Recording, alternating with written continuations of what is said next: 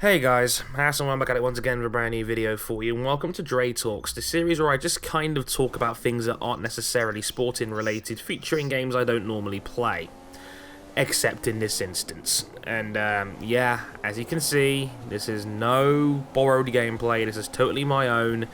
This is F1 2015. Now, I know what you're thinking. Day one of my MotoGP week of, I said that I was not going to get F1 2015 on launch because I couldn't afford it. I spent a good chunk of my bank account money on MotoGP 15, and at the time I felt like I'm not going to get the money together to buy this game on launch. I'll probably have when I next get paid.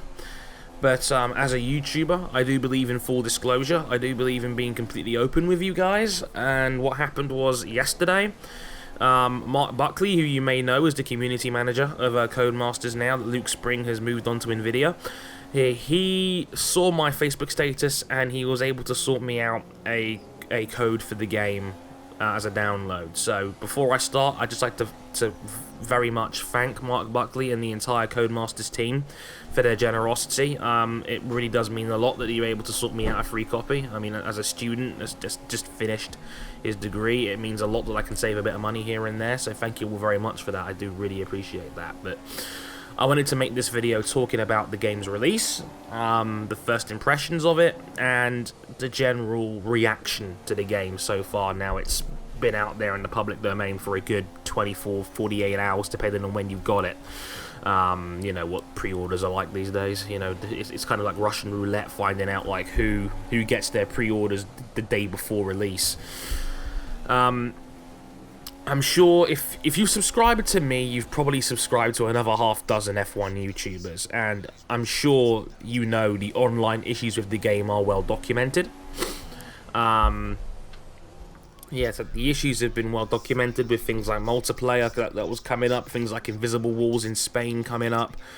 And yeah, again, the amount of glitches and bugs that the game has had and already displayed. You don't need me to tell you about this. You've probably already seen it from guys like Matty, guys like Arav, guys like TM Marduk, who have all published videos in the last 24 hours talking about the game's issues, glitches, etc. And yeah, it's disappointing. There's no other way to describe it, really. And for me, don't get me wrong, it's not a deal breaker in my case because I'm not a big online player, never really have been. To be honest, but let's be real here. If a game has a broken multiplayer in today's gaming society, that's not a good sign. I say this because, I mean, look how many people are going to buy this game purely because of the multiplayer. All the league racers, the TRL limiters of the world, the Matties, the Nobles, you know, Randy McScrandy, guys like that. You know who you're talking about. The average league player that, you know, is adamant on playing league online, and, you know, the hardcore players that play on the internet. It's like Call of Duty in that regard. Nobody buys Call of Duty for the single player campaign. They're buying it because of multiplayer, and they're buying it to play with their friends. So if an online mode is severely flawed, then that's a deal breaker for a lot of people.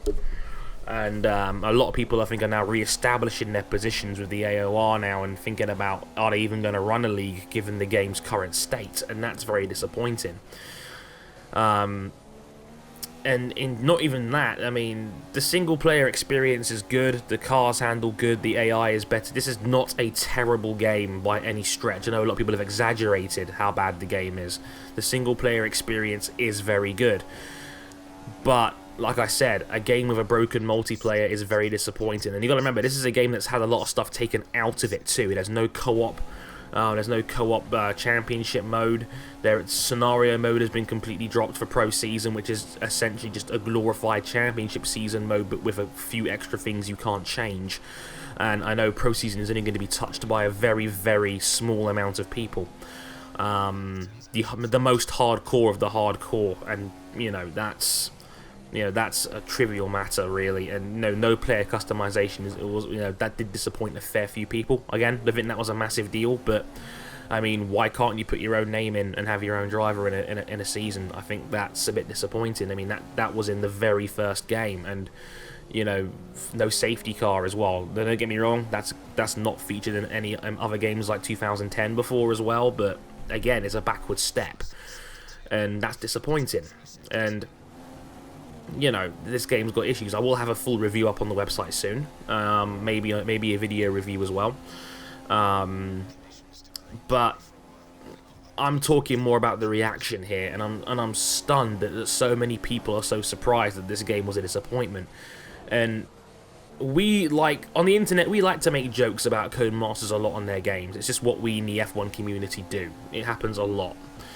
And that was happening with F1 2015 a lot, especially when the delayed release date came out. Oh, the game was delayed till July 10th, as opposed to, I think it was the middle of June. I think it was June 12th originally. So the game was delayed by a month, and it's come out and it's still not finished, which, you know, is the second time in 2 months it's happened after what happened to Project Cars. And it's an important factor because first impressions can kill a game. Drive Club was panned when it first came out. Drive Club is a lot better now, and I don't see sales of it picking up anytime soon. It took Drive Club like a year to get to the point where their game was actually half decent. And it's happened with Project Cars. Everybody started making Project Cars career modes, me included, when the game first came out, because everyone hyped themselves up over it. But when the game came out, oh surprise, surprise, it's still unfinished, and the game was almost unplayable on pad. Which, again, is disappointing. I don't care how many hardcore fans out there want to say it's a niche. More people will play on a pad than a wheel, always. The game should be prioritised for a pad first, and I don't care what anyone tells me in this regard. But we were victims of our own hype. When the TV advert for F1 2015 came out and the game looked really pretty, and the game looked really well presented, which it is. The game is very well presented in general. 60 frame per second gameplay at 1080p. As well as, you know, better presentation, better, you know, you got commentary, and you've got more of the pre-race build featured, which is a nice touch. But everyone was going crazy and getting excited for this game again. We were victims of our own hype when we don't want to look at Cody's previous track record. When you realise, like, did anybody actually play last year's game? Like, last year's game was the worst in the franchise. A game that was rushed, a game that had content taken out of it, and a game that outside of the core gameplay was massively disappointing. With a lot of the common issues that have featured in a lot of Codemasters games previously. I still say F1 2013 was the most complete video game in the franchise. And we've gone backwards from here. I know for a fact that I won't, when I review this game, I'm not going to give F1 2015 the same rating that I did for F1 2013, which was an 8 out of 10 when that game first came out 2 years ago now. Well, almost 2 years ago, but still, we are victims of our own hype. We talked ourselves up into thinking this game was going to be amazing, I think purely because it was next gen, and people didn't want to dig a little deeper and realise, well, look what we're dealing with here, look what game we were playing just last year. And it's a lot of the same issues happening over and over again. And I think we all need to do better. I think a lot of these bugs and issues were things that could have been ironed out in testing. I mean, why not throw out a few beta codes out there? Maybe not even necessarily to guys like me or in this community, or guys like Ben or Arav or Alex or etc. Just people that can test the game properly so you can iron out these issues, even if it means the game's delayed by a month. I mean, August is still a much better release than October that we got for last year's game. We had 2 F1 games in a year. That's hardly a bad thing. But these things are really trivial, and I know Noble's already talked about how the wheel isn't, is not driving particularly well at the moment, and etc. And these things could be ironed out, and it makes it doubly frustrating when you see just down the corridor at Codemasters you have the Dirt Rally team, which are doing a tremendous job with Dirt Rally, and how that game is coming together really nicely, how it's a much more hardcore simulation experience, and them working with World Rallycross to get their Rallycross feature just right for their game. They've already improved the force feedback nature of their game before, and they were working with guys like Petter Solberg in World Rallycross to try and make the Rallycross experience right for when they do add it to the game later this year. And I think that's fantastic. That's exactly what you should be doing. You're taking feedback. I mean, Dirt Rally is an early access game, and that's the benefit of early access. You can get direct feedback from your consumers and use it to make your game better, and I think it's worked very well. And with a £25 price point is an excellent price as well to get involved and be a part of the process as the game comes through. We as F1 guys need to do better, as not as video makers but as consumers of products.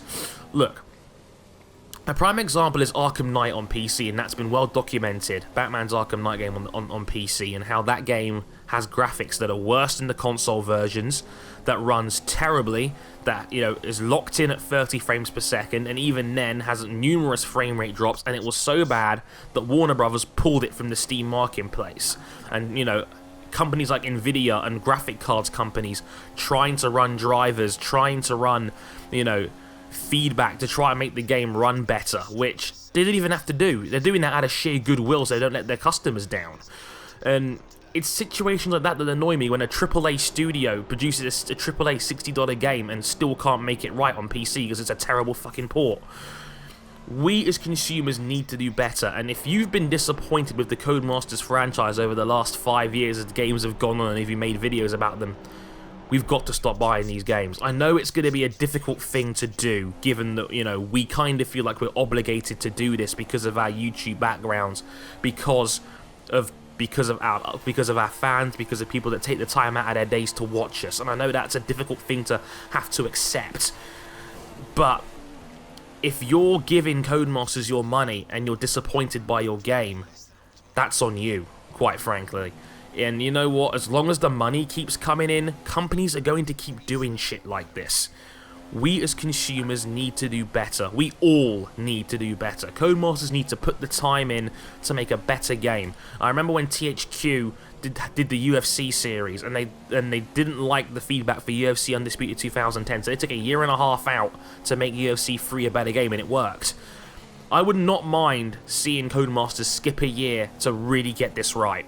And I'm saying this now, I'd rather see a game delayed but released perfectly than a game that's rushed out and unfinished just to please people to put their pre-orders down. And like I said, we as consumers need to do better. We know what Codemasters are up to, and me personally, I'm not that ticked off by this game, but I know many other people are. And the thing with this is that if you keep giving them their money, it's not going to change. You've got to make an effort and vote with your wallet on situations like this. There's other games out there you can play. I know Sam Carpenter, for example, a friend of mine, NF Gaming, is not even bothering with this game in terms of gameplay, and I don't blame him at all. And I'm seriously considering whether I want to make more videos of this game or not, because I feel disappointed by the release, and I don't want to play what I feel is a substandard game. And that's why I stopped doing, you know, my Project Cars Let's Play. That's why I stopped doing other games in the past, like Gran Turismo 6, because I was disappointed with the game as it came out. And maybe other people need to just start doing the same. So for me, the overriding message in this video is, we all need to do better. I've been Harrison101. Thank you very much for watching, and I'll catch you guys tomorrow for the end of my MotoGP week off.